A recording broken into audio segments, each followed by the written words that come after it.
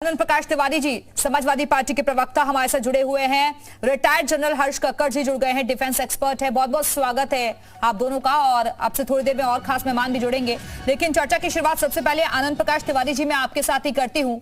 आखिरकार अभी जो तस्वीरें आप देख रहे हैं बड़ी मार्मिक तस्वीरें हैं, हर कोई इंसाफ की गुहार लगा रहा है। मुझे लगता है कि ऐसी घटनाओं को देखकर इस पर राजनीति करने के बजाय ये सोचना चाहिए कि इलाज क्या है इसका, कैसे हम ऐसी घटनाओं को रोक सकते हैं।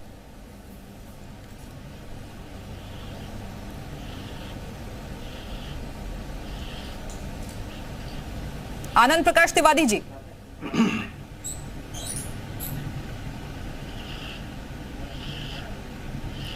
आवाज मिल रही है आपको? चलिए, लगता है आवाज उन तक नहीं जा रही है। प्रदीप सिंह जी हमारे से जुड़े हैं, कांग्रेस प्रवक्ता हैं। प्रदीप जी, मेरा सवाल आपसे भी यही है कि कैसे रुकेगी ये दहशतगर्दी?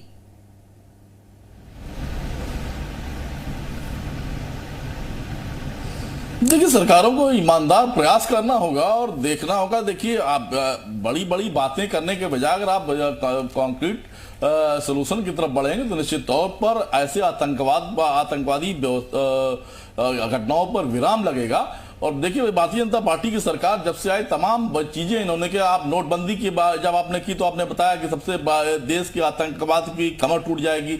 जब धारा 370 पर बात आई तो आपने कहा इससे देश का आतंकवाद समाप्त हो गया। लेकिन लगातार आतंकवादी घटनाएं बढ़ रही हैं। एक ईमानदार कोशिश करनी होगी और ऐसे लोगों को चिन्हित कर जब तक एक सरकार ईमानदार प्रयास नहीं करेगी तब तक ये घटनाएं बढ़ती रहेंगी और इन्हें रोका नहीं जा सकता।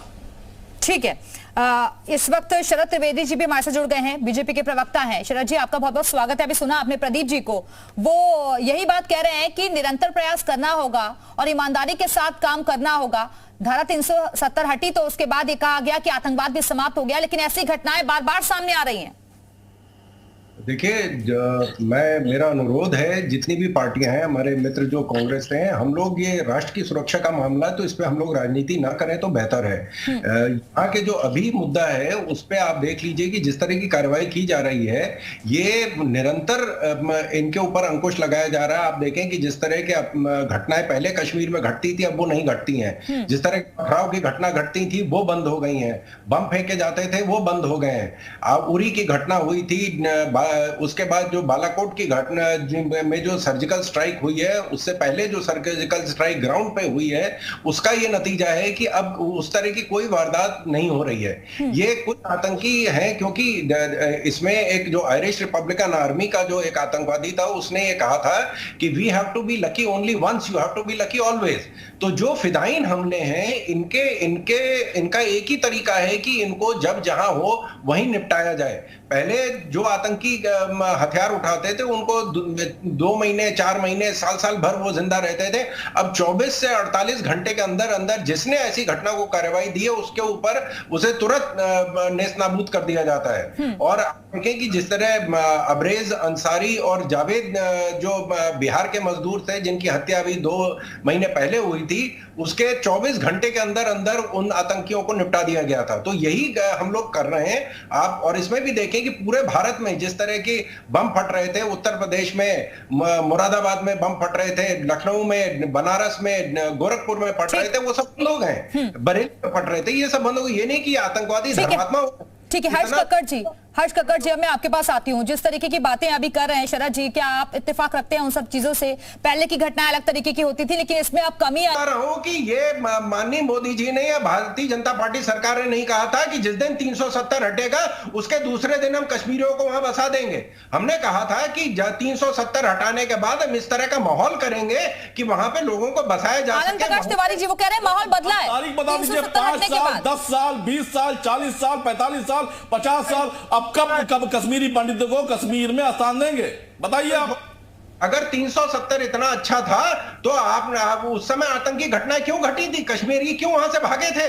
अगर कश्मीरी ब्राह्मणों को कश्मीर में रहने की व्यवस्था कब कराएंगे आप देश को बताइए। मैं बता रहा हूं कि हमने ये नहीं कहा था कि जिस दिन 370 खत्म होगा उसके दूसरे दिन शाम को हम कश्मीरियों को ले जाके वहां बसा देंगे। ये आपके कार्यकाल में जो 70 साल में सत्यानाश कश्मीर का तारीख आज बता दीजिए कि आप 5 साल, 10 साल, 15 साल, 20 साल कब कश्मीरी ब्राह्मणों को कश्मीर में स्थान मिलेगा?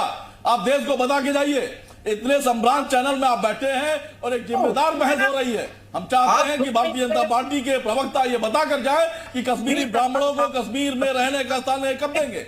अभी जनरल साहब ने कहा है कि जिस तरह की आखिरी जब सांसें लेता है तब इस तरह की घटनाओं को अंजाम देता है। पहले बम फोड़ रहे थे, पहले मास किलिंग्स हो रही थी, फिर आईडी लगाए जा रहे थे, अब ये आखिरी फेज आ गया है। ब्राह्मणों के सवाल का जवाब दे दिया। हमने ये नहीं कहा था कि दूसरे दिन जाके कश्मीरियों को बसाते, जो आपने 70 साल सत्याग्रह किया कश्मीर का, आपने देश का विभाजन कराया है, उसको हमें कम से कम आप 7 साल तो दीजिए। आप वो दिन बताएंगे जब कश्मीरी ब्राह्मणों को कश्मीर में रहने का स्थान मिलेगा। अरे आप पहले अपनी पार्टी बचा लीजिए, कश्मीर को हम लोग देख रहे हैं, अभी पार्टी जोड़ो अभियान चल रहा है, वो बेचारे सड़क पे घूम रहे युवा नेता, उनके हालात पे आप चिंता करिए, हमारे तो बिल्कुल ठीक चल रहा है। घटनाएं कर दी जाए, इन पर सवाल मत खड़े करिए। अगर आप सवाल खड़े करते हैं तो हम राजनीतिकरण करते हैं। अगर जी न्यूज अगर बहस करा रहा है तो 2008 में तो मुंबई हमले हुए थे, आपने कौन सा बहादुरी का काम किया था? ये संवैधानिक मुद्दे पर बहस कर रहा है, आपने कौन सा काम किया? ठीक है, रिटायर्ड मेजर अली शाह भी हमारे से जुड़ गए हैं, डिफेंस एक्सपर्ट हैं। अली साहब, आपसे समझना चाहूंगी, क्या ये माने कि दोबारा से कश्मीर में टारगेट किलिंग की वापसी हो गई है?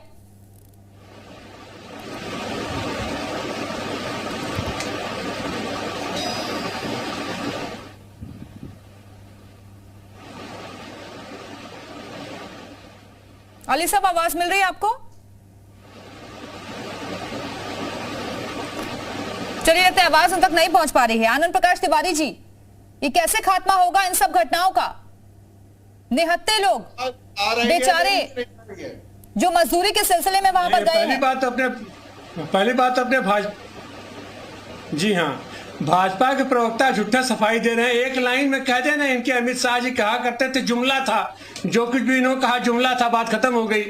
और माहौल तो बदला है, माहौल पूरे भारत का बदला है, पूरे जनतंत्र का बदला है कि इस सरकार की विश्वसनीयता खत्म हो गई है। इनके ऊपर कोई विश्वास नहीं है, कोई भरोसा नहीं है। हमारे प्रधानमंत्री जी कब क्या कह देंगे, उसका क्या माने होगा, कोई भरोसा नहीं है। 6 साल पहले नोटबंदी लागू करते समय इन्होंने कहा था 50 दिन का समय दीजिए, उसके बाद जिस चौराहे पर आप कहिए मैं सब समस्या का समाधान कर दूंगा। तो कहां गया उनका 50 दिन, कहां गया हो? तो सारी चीज के यही करते हैं। और कश्मीर के लिए भी इनकी यही आदत है, यही हालत है। पुलवामा में आतंकी हुआ, 300 किलो आरडीएक्स कहां से आया, क्या आया, आज तक नहीं बता पाए। अबे इनको 70 साल का वोट होने के लिए इनको फिर हम 70 साल दे दे, ताकि पूरा ये देश को एकदम बर्बाद करके ये छोड़ेंगे। वही इनका समाधान है कि ये देश को पूरा बर्बाद करना चाहते हैं। इनको कोई, ये निहायत अक्षम आदमी है, इनमें कोई ये प्रशासन की क्षमता नहीं है, ये केवल टाइम पास कर रहे हैं और देश की पूरी संपदा को बेचने का इन्होंने निश्चय करके आ गए हैं। इनको जितने जल्दी इनसे निजात पाई जाए, इनका देश पर यही एहसान होगा। शरद जी, ये जल्दी से जल्दी देश को छोड़ें, सत्ता छोड़ें। आ गए हैं। और मैं ये बता दूं, ये जो हम पे आरोप लग रहा है कि आपने सारी सरकारी संपत्ति जो है बेच रहे हैं जो उद्योगपतियों को, तो ये मैं तो नाम बता रहा हूं, मैं अमुक व्यक्ति की बात नहीं कर रहा हूं, मैं नाम बता रहा हूं कि आपने दादरी में 2000 एकड़ जमीन लेके किसानों की छीन के आपने अनिल अंबानी जी को दी है। मैं आपके दावा कर रहा हूं, आप इसका खंडन करिए। और आपने उसके बाद, और उसमें हम कहीं शामिल नहीं थे, उसको कैंसिल जो है लैंड एक्विजिशन ऑर्डर कैंसिल किया बहन मायावती जी ने, और वो उन्होंने वापस किया, हम कहीं बीच में नहीं थे। ये आपके कर्म जो है, आप बताइए ना कि आपने क्या किया है। जवाब नहीं है तो अनावश्यक रूप से वोट मत चाटिए आप। कार्य उत्तर प्रदेश में हो रहा था, इसीलिए आप 2 बार से बाहर हैं उत्तर प्रदेश में। 4 बार आपकी सरकार आई थी, आपने इतना कल्याण किया कि छोड़िए, हम क्या बाहर थे क्या अंदर थे, आप 8 साल में क्या किए ये आप बताइए, अन्यथा आप अपना मुंह काला कीजिए, जाइए किनारे जाइए। शब्दों की गरिमा रखिए प्लीज। आनंद प्रकाश तिवारी जी प्लीज, ये गंभीर विषय है, उस पर हम चर्चा कर रहे हैं, आप कैसे शब्दों का इस्तेमाल कर रहे हैं? ठीक है, मैं वापस आऊंगी आप लोगों के पास। रिटायर्ड मेजर अली शाह जी भी हमारे से जुड़ गए हैं। अली शाह जी, आवाज मिल रही है आपको? आपको आ रही है मेरी? बिल्कुल आ रही है आपकी आवाज। आपको लगता है कि ऐसे मुद्दों पर भी राजनीति करना ठीक है, जो इस वक्त हम डिबेट में भी देख रहे हैं? देखिए, ये वक्त ऐसा है, हमको एकजुट होके, हिंदुस्तानी होके बोलना पड़ेगा। ये नहीं कि आप कांग्रेस के हो, ये बीजेपी के हैं, ये इस गवर्नमेंट, उस गवर्नमेंट, ना, हम एक हैं। हम हिंदुस्तानी हैं बस। और इस मुद्दे को जब हम ऐसे देखेंगे कि हम हिंदुस्तानी हैं, हिंदुस्तान के पक्ष में क्या है, ये नहीं कि इस पॉलिटिकल पार्टी के पक्ष में क्या है, इस पॉलिटिकल पार्टी को क्या फायदा हो जाएगा। भाई जो हमको ये मानना पड़ेगा, हमको ये कबूल करना पड़ेगा, आज की तारीख में जो रूलिंग गवर्नमेंट है, जो पार्टी वो गवर्नमेंट है, वो देश सत्ता बना के रखी हुई है। तो हमको जो रूलिंग गवर्नमेंट की तरफ से जो आता है हमको वो मानना है। सिंपल सी बात है, इसमें किसी को शक नहीं होना चाहिए कोई भी, और ना ही कोई शक किसी का, जिसका हुआ तो वो खास बात हुई। क्योंकि हमको यहां पे ये बात है कि एकजुट होके हिंदुस्तानियों को, ये नहीं कि भाई, और जो कश्मीर जो है ना, वो कश्मीरी पंडित का भी है, कश्मीरी डोगरास का भी है, कश्मीरी मुसलमानों का भी है। जितने भी कश्मीर, मतलब कश्मीर जब हम कहते हैं तो एक तरीके से तो वो कश्मीर, यानी कश्मीर जो 90s में कश्मीरी पंडित्स के साथ हुआ, उसका बहुत ज्यादा अफसोस है और मेरा दिल बहुत रोता है कि भाई मैं बहुत छोटा था उस टाइम पे, तो ज्यादा कुछ मैं क्या आवाज, मगर इसके बारे में मतलब, और आज की तारीख में जो कश्मीरी पंडित है उसको बदला नहीं चाहिए, उसको चाहिए रिहैबिलिटेशन, रीसेटलमेंट। उसको चाहिए कि भाई वो वापस सेटल हो जाए, वापस सोसाइटी में आ जाए, बस उसको वो इज्जत चाहिए जो वो क्योंकि किसी के मैं माफ कीजिए, मैं ये बोलूंगा, किसी के बाप का देश नहीं है, किसी के बाप की जमीन नहीं है कि जाके। ठीक है, चर्चा आगे भी जारी रहेगी, तमाम खास मेहमान आगे भी हमारे साथ बने रहेंगे। फिलहाल वक्त एक छोटे से ब्रेक का, फौरन लौट कर।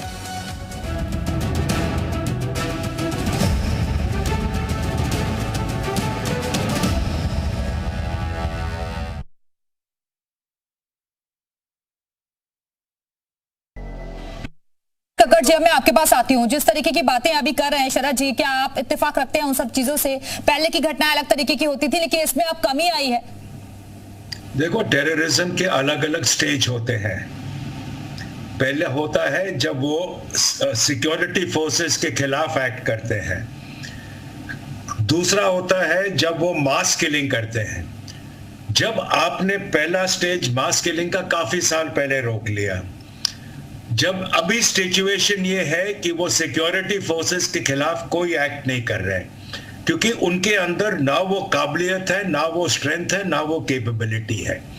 पर अगर आपको दिखाना है कि हम अभी भी हैं, तो जो इनोसेंट हैं, जिनका कोई लेना देना नहीं है टेररिज्म के साथ, उनका एक आधा या दो इंसिडेंट आप करोगे, आपको जो पब्लिसिटी जैसे आज आप दे रहे हैं, ये पूरा डिस्कशन करके ये उनको मदद करता है और उनका कॉज आगे प्रोजेक्ट करता है।